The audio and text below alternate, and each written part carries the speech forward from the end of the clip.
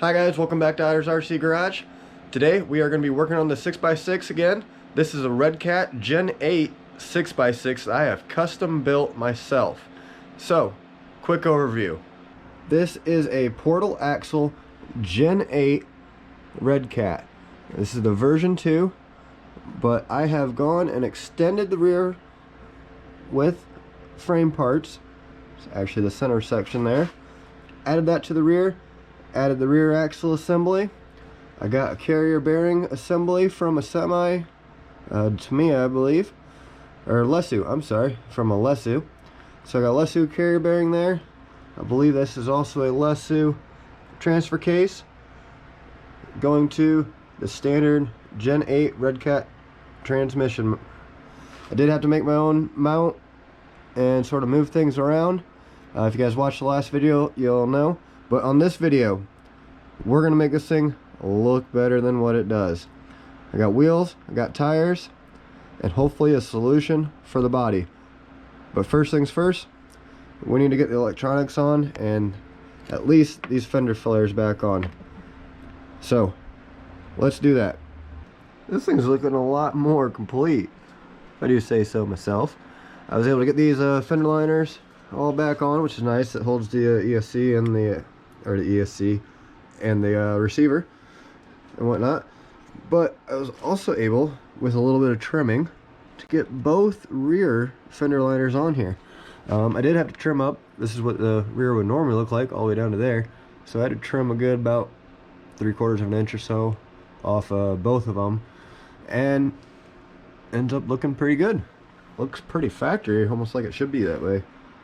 Next thing is going to be making a battery tray to hold the battery, and what I'm sort of thinking is make something that comes straight up on both sides here that can mount in between this fender liner and the frame. Yeah, but I'm not 100% how I'm going to do it. Either way, I'm going to come up with something that will mount and hold the battery over top. I got a battery tray all painted up, so I'm going to get that mounted up real quick. But in the mail today, we got our rear bumper mount and our other two tires. And there they are. I got the battery tray mounted in there, secured nice and neat. Got the front bumper mounted up, got it tucked up as far in as I can. It does clear the body.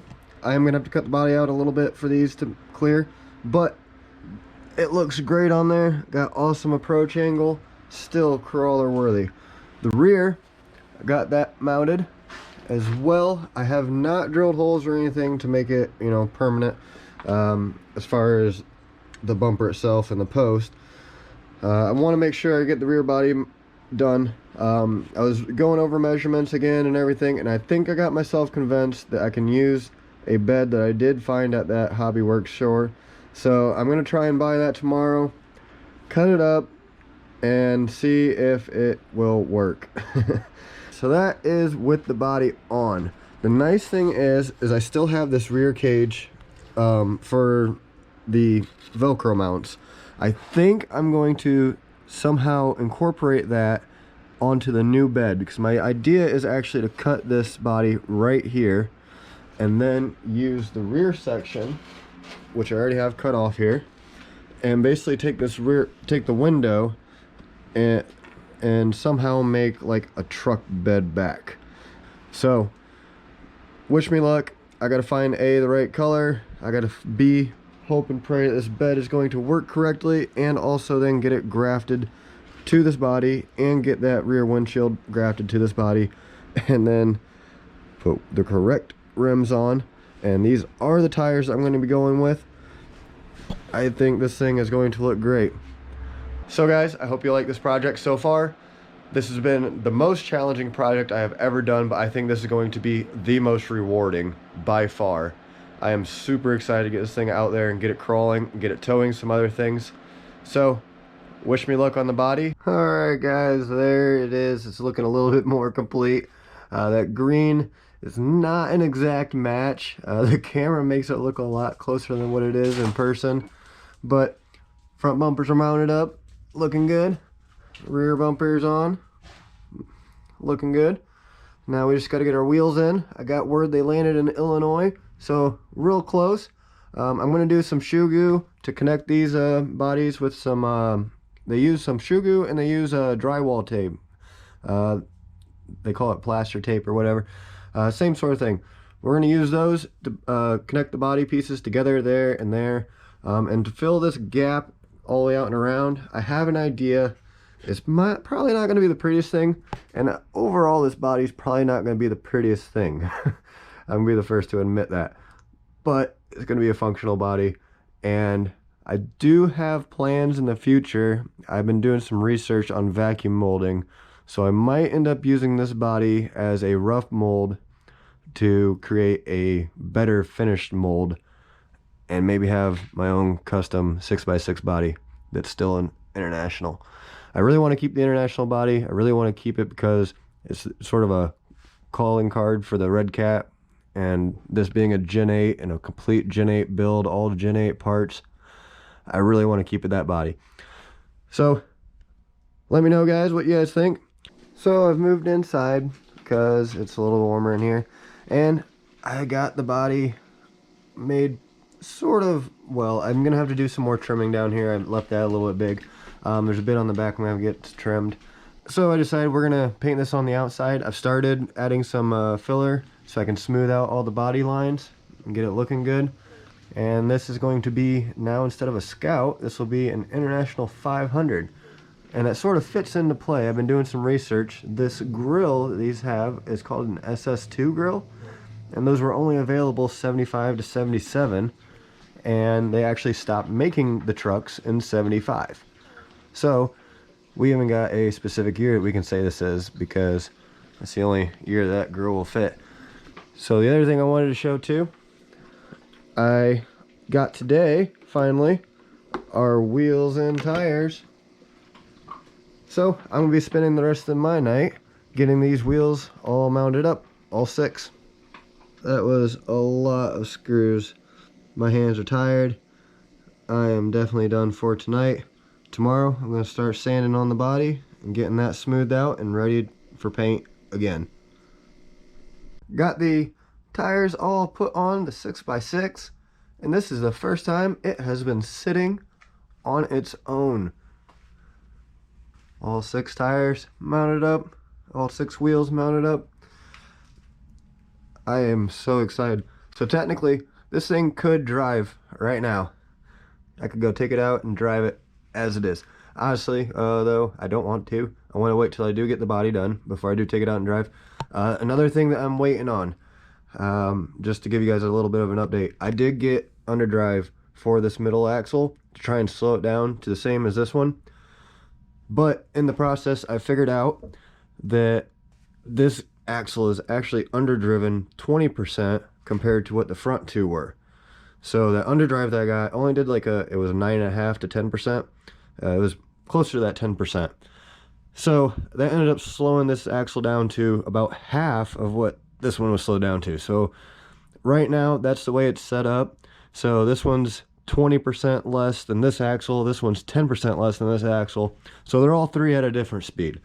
So I'm gonna wait. I got the Trio overdrive gears actually coming, because they're a 20% overdrive, and we're going to throw those in the rear axle, and that will then, once we put the factory one back in this, put all 3 of these at the same exact speed, which is just going to be better overall. I would rather have that, and if we decide we do need overdrive, we can still get another overdrive set and put the overdrive in the front. But I honestly think it's not going to need it. I think this thing is going to perform awesome. And the coolest thing, I think, is the way this thing flexes. That is so cool. Got the rear one way up there, middle one hanging out in the middle, front tire still on the ground. And that's a lot. That's a lot of flex. That's a lot more flex than any of our other rigs that we got so far.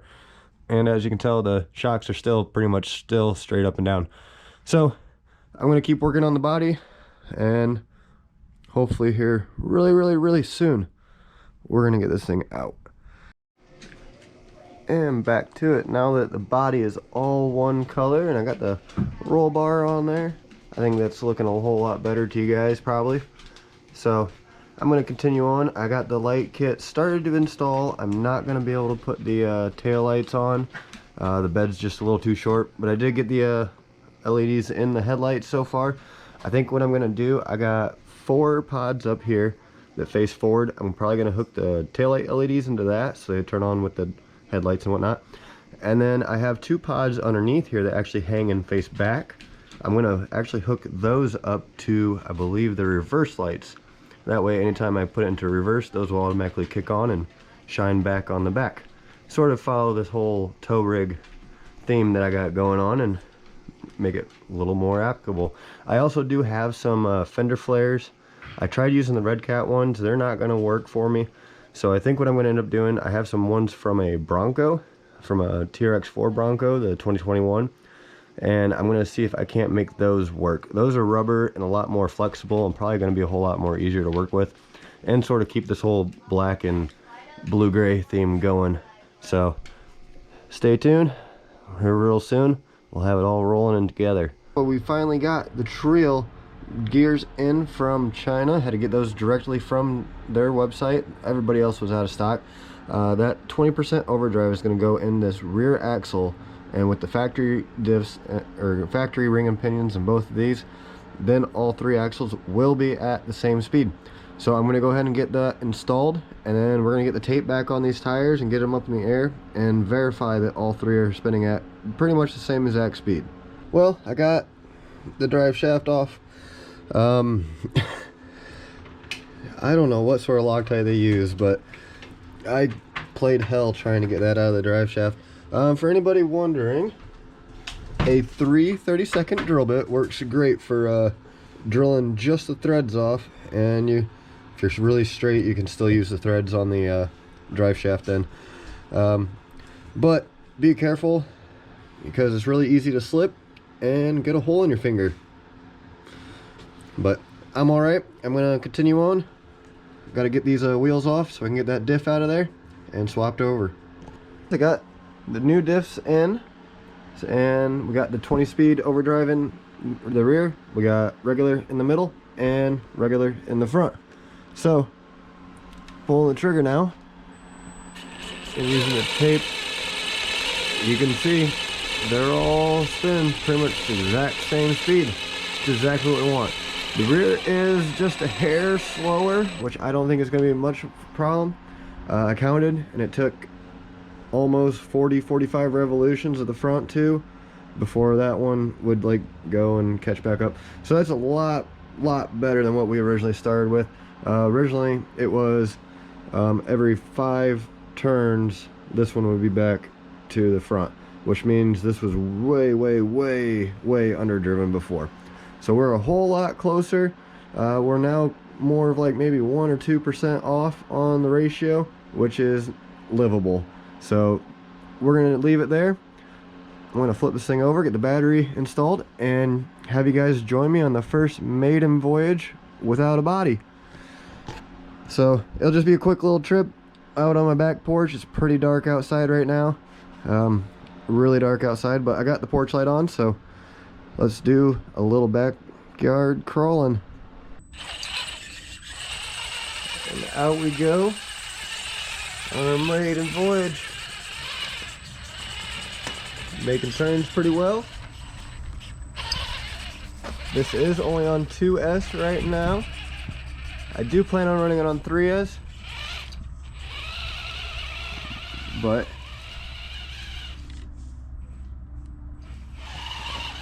it's doing awesome. Let's see if we can. I know I am gonna have to watch it. Oh, look at that.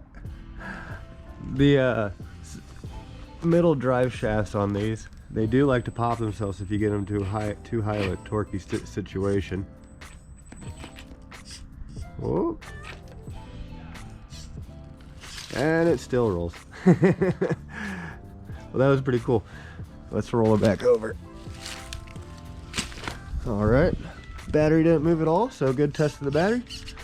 I think it is going to need a little bit stronger of a steering servo. Whoop. But other than that, it's doing all right. Heck yeah.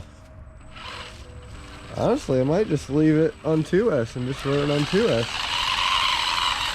If we ever end up with a problem with this motor, then maybe I'll swap it over. I think we can get up over this stump. Let's try and get this up and over. Oh yeah. Oh yeah. Perfect. All right. That was pretty cool, I think. All right, guys, check that out. I've got the light kit installed. I still got to clean the wiring up just a little bit. I do got to mount the rear bumpers. But we got an option for tail lights in the bumper, so that's what we're going to go with. These lights here, they do come on with the reverse lights. I'm not going to show that right now because I don't really want it to go flying off the kitchen table here. But this thing has turned out awesome. So, next video, we're going to get this thing out on the trail. So make sure you guys stay tuned for that. And make sure you guys like, subscribe, and we'll see you guys next week.